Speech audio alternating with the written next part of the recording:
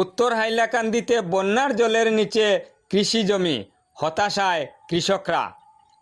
ভাদ্র মাসের অর্ধেক দিন অতিক্রান্ত হয়ে গেলেও জলের নিচে পড়ে রয়েছে উত্তর হাইলাকান্দির বেশিরভাগ ক্ষেতের জমি।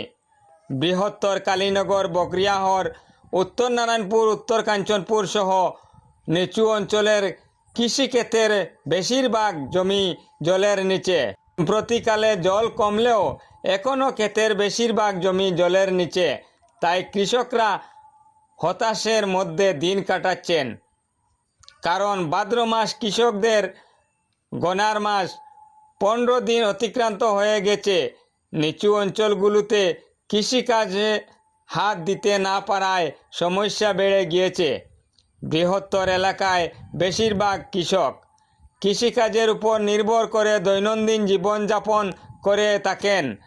আর্থিকভাবে অনেক সমস্যার সম্মুখীন কৃষকরা। কোনো কৃষিক্ষেত করতে না পারায় আগামী দিনে অনেক অসুবিধার সম্মুখীন হবেন, এমনই সম্ভাবনার কথাও শুনিয়েছেন হতাশাগ্রস্ত কৃষকরা। এদিকে জলের পরিমাণ নদী থেকে অনেক বেশি হাওরে। শীঘ্রই নিচু অঞ্চলগুলোর কৃষিক্ষেতের জল সরে যাওয়ার কোনো সম্ভাবনা নেই। ফলে চলতি বছরে কৃষিকাজ থেকে হাত পা গুটিয়ে বসে থাকতে হচ্ছে। এদিকে একই অবস্থা কালীনগর জিপির কালীনগর অষ্টম খণ্ড, পঞ্চম খণ্ড এবং চতুর্থ খণ্ড গ্রামেও। এখানে বন্যার জল এখনও বিরাজমান 3টি গ্রামের কৃষি জমি জুড়ে।